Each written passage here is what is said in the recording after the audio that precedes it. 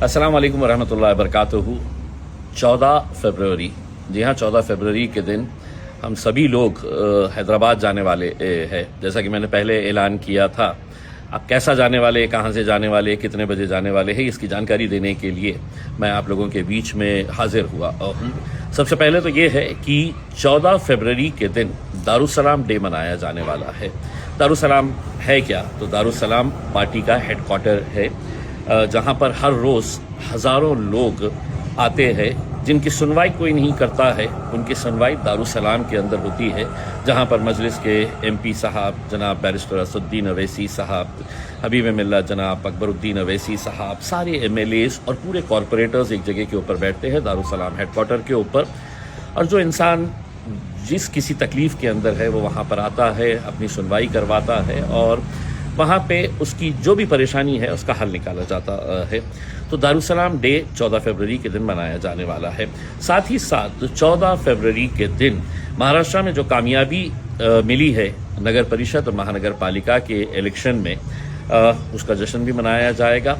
हम सब क्यों जा रहे हैं दारुसलाम? तो बैरिस्टर असदुद्दीन अवैसी साहब, अकबरुद्दीन अवैसी साहब और मजलिस इत्तेहादुल मुस्लिमीन का शुक्रिया अदा करने के लिए जा रहे हैं। अगर ये जमात ना होती तो मेरे हिसाब से हमारी आवाज़ ना होती, इसीलिए हम जा रहे हैं उनका शुक्रिया अदा करने के लिए और ये बताने के लिए कि जिस जमात की शुरुआत हैदराबाद से हुई थी, आज वो महाराष्ट्र में ही नहीं बल्कि पूरे हिंदुस्तान में किस तेज़ी के साथ दौड़ रही है, आगे बढ़ रही है। 14 तारीख के दिन हम अलग अलग जगह से जितने भी लोग आ रहे हैं, ऐसा ज़रूरी नहीं है कि पूरे के पूरे एक ही रैली के अंदर, अगर किसी की सहूलत ये होती है कि नहीं मुझे यहाँ से दूर हो जाएगा करके, तो वो अपना रास्ता इख्तियार कर सकते हैं। हम औरंगाबाद से गाड़ियों का एक काफ़िला लेकर, जिसमें हर जीता हुआ कॉरपोरेटर, इलेक्शन लड़ा हुआ कॉरपोरेटर, पार्टी के पदाधिकारी, कार्यकर्ता, मजलिस के दीवाने, मजलिस के चाहने वाले, सभी लोग इसके अंदर शामिल हो सकते हैं। बहुत सारे लोग फ़ोन करके पूछ रहे हैं हम आ सकते हैं क्या?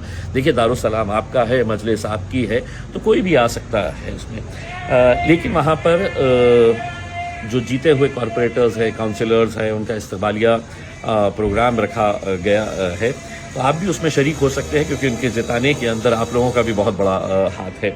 14 तारीख के दिन सुबह 6 बजे हम औरंगाबाद के आम खास मैदान के ऊपर जमा होंगे, जो जामा मस्जिद के सामने है, अपनी अपनी गाड़ियों के साथ। जामा मस्जिद के सामने आम खास मैदान पे गाड़ियाँ खड़ी रहेगी और हर गाड़ी के ऊपर मजलिस का झंडा रहेगा।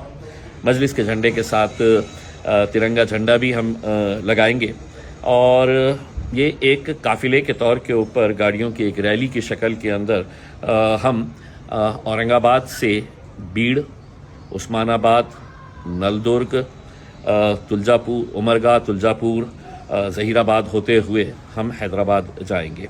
अब इतना बड़ा सफ़र है तो बीच में एक ब्रेक तो बनता ही है। तो नलदुर्ग में हम ब्रेक लेंगे। वहाँ पर दोपहर में खाने का इंतज़ाम वहाँ के ज़िम्मेदारान ने रखा हुआ है, तो वहाँ पर ब्रेक लेंगे, एक छोटा सा ब्रेक लिया जाएगा और वहाँ से हम लोग फिर हैदराबाद की तरफ निकलेंगे, क्योंकि किसी भी हालत में हमें असर की नमाज़ तक वहाँ पर पहुँचना है। यानी कि 5 बजे का हम टारगेट लेकर चल रहे हैं कि 5 बजे तक हमें हैदराबाद पहुँचना है।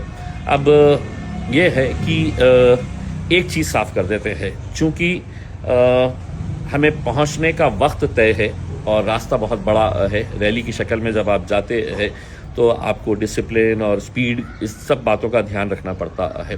तो रास्ते में कहीं पर भी स्टॉप नहीं होगा। अगर कोई सोच रहा होगा कि मैं यहाँ पर रुकाकर इनका इस्तकबाल कर लूँगा, यहाँ पर रुकाकर इनसे मुलाकात कर लूँगा, यहाँ पर रुकाकर सेल्फी निकाल लूँगा, फ़ोटोज़ निकाल लूँगा, तो ये मुमकिन नहीं होगा। उसमें जो भी है वो आधे घंटे का जो हमारा ब्रेक रहने वाला है नलदुर्ग के अंदर, वहाँ पर आप अगर चाहे तो मुलाकात कर सकते हैं। अब जितने लोग अलग अलग शहरों से आ रहे हैं, आपको तय करना है कि आपको कन्वीनियंट कौन सा है। एक रैली की शक्ल तो यहाँ से जा रही है जो औरंगाबाद से निकल के बीड़, उस्मानाबाद होते हुए जा रही है। अगर किसी को ऐसा लगता है कि मुझे बीड़ करीब होता है तो आप बीड़ से ज्वाइन हो सकते हैं। किसी को लगता है कि मैं उस्मानाबाद मेरे लिए करीब होता है तो आप अपना रास्ता इख्तियार करके उस्मानाबाद आ जाए। लेकिन जब वहाँ पर गाड़ियाँ लेकर आए तो इस बात का ख्याल रखिए कि गाड़ियाँ एक के पीछे एक लगाई जाए रास्ते के ऊपर। हमारी रैली की वजह से किसी दूसरे को तकलीफ ना हो, इस बात का पूरा ध्यान रखना चाहिए और हम रखेंगे। इनडिसिप्लिन हम किसी भी तरीके से बर्दाश्त नहीं करेंगे। जो पार्टी के जितने भी ऑर्गेनाइजर्स है जो इसकी तरतीब बताएंगे कि कैसा करने का है करके, तो उसको फॉलो करना होगा। किसी ने भी बहुत ज़्यादा स्पीड में गाड़ियां नहीं चलाना है, किसी ने भी एक दूसरे को ओवरटेक करने की कोशिश नहीं करना है। इन सब बातों को हम सबको ध्यान देने की ज़रूरत रहेगी। इम्पॉर्टेंट ये है कि हर गाड़ी के ऊपर हमारा झंडा, पार्टी का झंडा जो है वो झंडा लगाना है करके, क्योंकि अब ये झंडा लहरा रहा है, अब पूरे हिंदुस्तान के अंदर लहरा रहा है। तो हम भी जा रहे हैं अपने कायदों का शुक्रिया अदा करने के लिए कि जिसकी शुरुआत आपने हैदराबाद से की थी। आज देखिएगा कि मजलिस कहाँ कहाँ तक पहुँच चुकी है करके। तो यही बातें मैं आप लोगों को बताने के लिए आया हूँ। हम हर रोज़ कुछ ना कुछ अपडेट इसके ताल्लुक से हम करते रहेंगे। हमने अपने ऑफिस के ऊपर रजिस्ट्रेशन रखा हुआ है ताकि हमें भी ये बात का पता चल सके कि आखिर में कितनी गाड़ियां होने वाली है करके। तो वो रजिस्ट्रेशन की वजह से हमें आसानी ये होगी कि हैदराबाद जब पहुंचेंगे तो गाड़ियों की पार्किंग का भी इंतज़ाम करना है। तो हमको एक आइडिया आ जाएगी कि कौन सी गाड़ियां कहाँ पर हमें लगवाने का है करके, क्योंकि एक जगह के ऊपर तो ये मुमकिन नहीं होने वाला है करके। तो आपके लिए रजिस्ट्रेशन खुले हुए हैं, आपको हमारे ऑफिस के ऊपर ये गाड़ियों का रजिस्ट्रेशन करवाने का है और हमें भी एक आइडिया आ जाएगी कि कितने लोग है करके। दारुसलाम के अंदर रात में खाने का इंतज़ाम किया गया है और उसके बाद फिर लोगों का आपकी अपनी ये रहेगी कि आप वहाँ पे अगर रुकना चाहे तो अपने तौर के ऊपर आप रुक सकते हैं, जिसको वापस आना है वो वापस आ सकते हैं।